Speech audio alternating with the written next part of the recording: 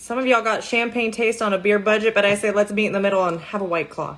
Today we're going to talk about the data of your business and how that actually helps you to make informed business decisions, that your feelings really are lying to you or useless because they are not based on actual facts or data in your business. And yet most people are really afraid to know their numbers, right? Data, money scares them. They don't know what their numbers are. So let's have a chat about it. If this is your first time joining me, my name is Tara Walsh. I am a business coach for beauty business owners, specifically service-based beauty businesses. Got a heart for those lash artists out there, but this applies to wax artists, hairstylists, cosmetologists, estheticians, you name it. So data in your business, specifically speaking to data points like sales, right? Number of clients. We can talk about data points as far as client retention, right? How your clients come back, right? Do they come for one service? Do they come for multiple services? How frequently do they come back? We can talk about how to increase profitability, how to decrease expenses. What I really want to focus in on is profitability more than anything. The whole point of having a business is to generate profit. Any conversation around running a business that is not profitable is actually more of a hobby than it is a business, meaning that if you are losing money every month in your business, which some of y'all keep your head in the sand, so you don't even know if you're winning with money or losing money. But if you're losing money in your business, it's actually coming out of your pocket. You're going to owe that money in some way. So you're paying to run this little lash hobby of yours, beauty hobby of yours. And I kind of want you to fix that. Like we should prioritize that. So anytime we're talking about data, we want to look at how that data impacts the profitability of your business. We can't do that if we don't have data to track in the first place. My business coach, I love him to death, says what you can't grow what you don't know. And that's exactly what's happening here. We don't know what to fix in the business if we don't have data that's telling us what's wrong.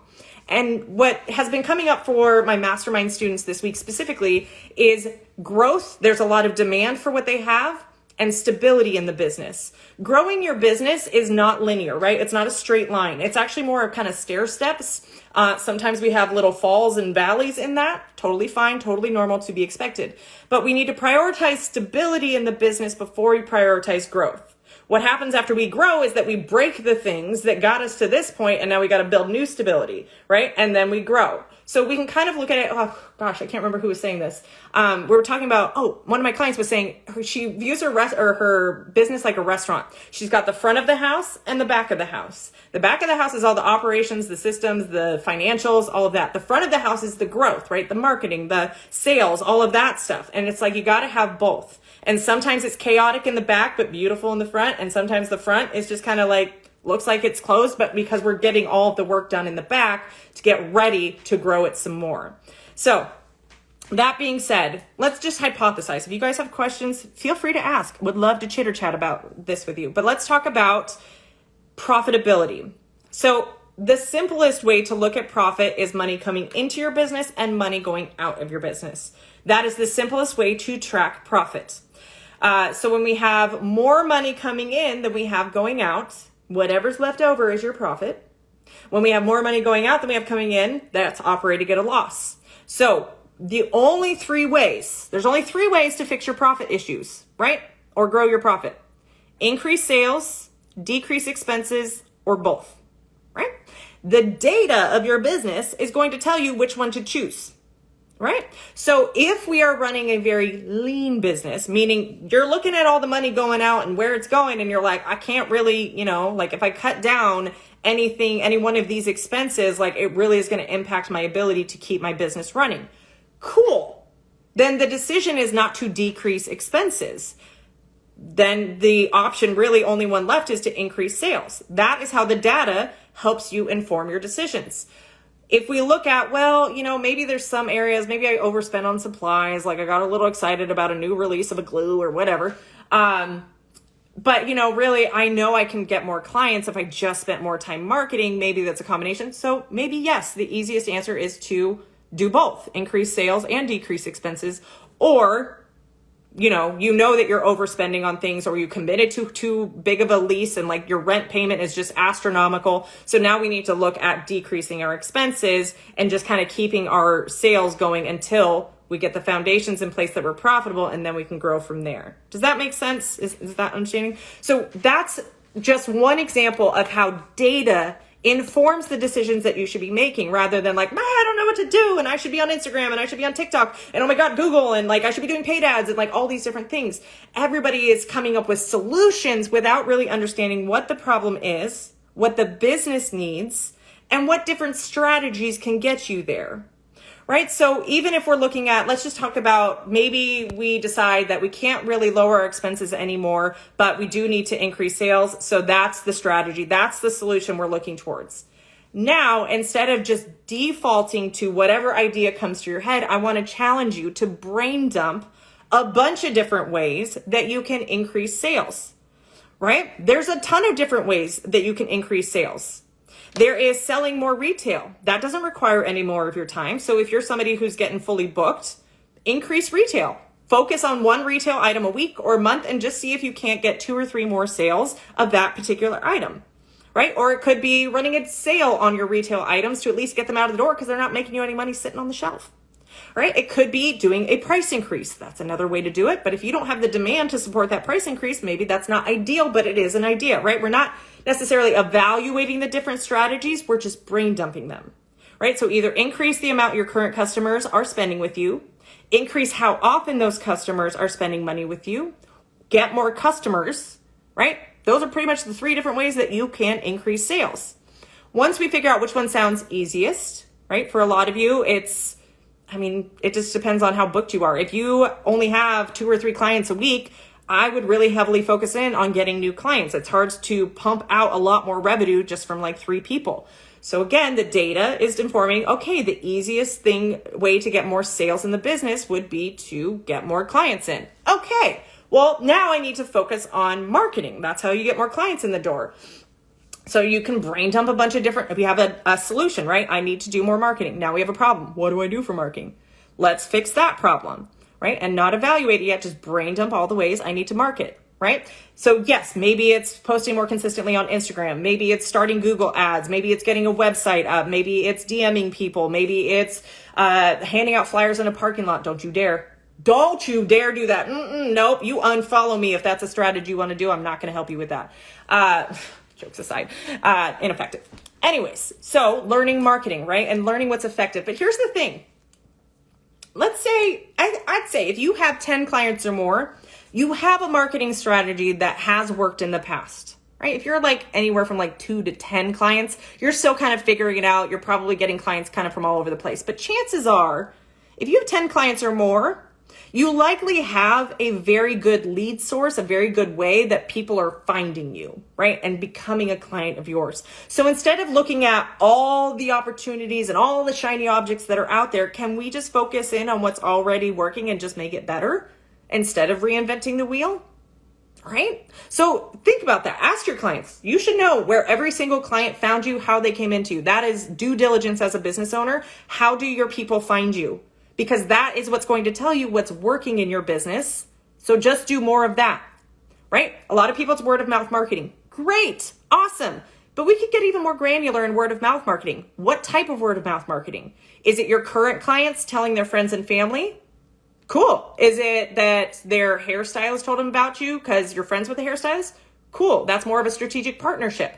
Where word of mouth are they getting? Was a business card like some girl at Starbucks handed out to them?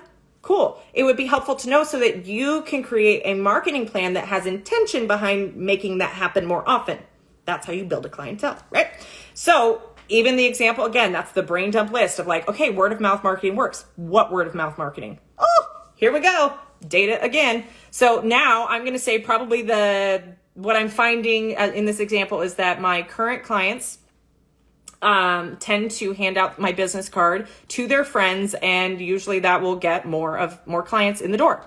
Great. How can we be intentional about making that happen more often? It's not something that's out of your control. There's a lot that you can impact on that. Yes, you don't have control over them bringing up the conversation, handing the business card, and that person booking, but you can incentivize it, right? So even talking with our clients and saying, hey, we can have some sort of referral program. If you if you get a new client in, I'm happy to give you 20% off your next fill, right? Because we can look at that as that's a business expense. Essentially, like we're not paying for marketing through Google ads, but we're paying our client to market us by way of a discount, right? You can offer your friend $20 off a full set just for your friends. I'll even write on the business card, Jenna's friends only, 20% off, right? So Jenna looks like she's given the hookup, right? And it gets them, and you could even put scarcity on there of like expires by end of the month. So now all of a sudden, if they don't book by this month, they lose that discount. So, well, shoot, I don't want to pay $20 more next month. I'm going to go this month. See, all of that is you having an impact on the data, right? So if we know that 60% of our customers come in from word of mouth, how can we be more intentional about that? Right? And that means like, hey, cool, I don't have to go learn how to do reels, or I don't have to show my face on reels because I'm doing marketing that's already working without having to like do something that I've been putting off doing anyways. So this really is a deeper conversation around using data to make decisions in your business. This really is what changed the game for me last year, right? For those of you who haven't been following, I shut my business down last year for a good 4 months. Now, behind the scenes, I was still working on it, still loved my business, just needed a break. And what ultimately led to me shutting down the business was it became too many fires to fight. It was too much micromanaging, and I just didn't have the capacity to emotionally navigate the ups and downs of business anymore. I've been doing it for 5 years at that time, and I was just wiped out. I wasn't taking care of myself.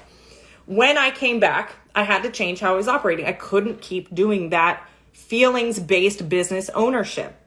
New level, new devil, right? My business was growing and was successful. And then we had the pandemic and like all that stuff. And I personally was going through a lot too. And it just became too much. But what that ended up doing was significantly impacting the people that I am here to serve and here to impact. So if I wanted to have a business and have the impact, which is what really drives me, which is really my purpose, I had to learn how to operate business in a different way. The way that I learned to hack my brain and avoid my anxiety from tanking me was really focusing on the data of the business, the numbers of the business, and always assigning a number to anything happening in my business. Right? Sales, dollars, number of leads, number of students, number of customers, percent growth, those types of things. It's the data that help take the pressure off of me as the human who runs this business and really look at the business as its own separate entity from me. I am Tara. I'm also a business owner, and I wear different hats. Tara doesn't like stressful situations. Tara doesn't like pressure. She's dealing with some money mindset stuff and she's getting through it. But I don't know that Tara as the human is always equipped to be the one that does the best for the business owner. So I had to compartmentalize that the business was its own thing independent of me. And that I was detached from what happened with the business to have any meaning on me. Therefore, what the business needs, I needed it to tell me so I wouldn't use my feelings based on my own feelings of what was successful and who I was as a person and how successful I was at running a business. All of that I needed to take out of the equation. And I just needed the business to run itself, right? And tell me what I needed to do to make the business go in the direction I wanted to go, to make the numbers go in the direction I wanted it to go. Okay, so all of that to say that when I started doing that in my business and I started not being codependent on the success or failure of my business, and I stopped assigning so much personal meaning to what happened with my business, business became easier. Business became fun. My capacity levels to be able to grow my team and invest in my team and be there emotionally for my students and come up with new creative solutions all of a sudden was available to me because I had the emotional capacity to do the things that I really love to do. Doesn't mean I don't have stressful days in this business. Come on, that's not the reality. But it becomes so much easier whenever I'm getting emotionally charged about what's happening in my business is looking to the numbers to tell me what to do. Right? And so if we're seeing a decrease in sales, the business needs more sales. And then I just go through the same process I just walked you through.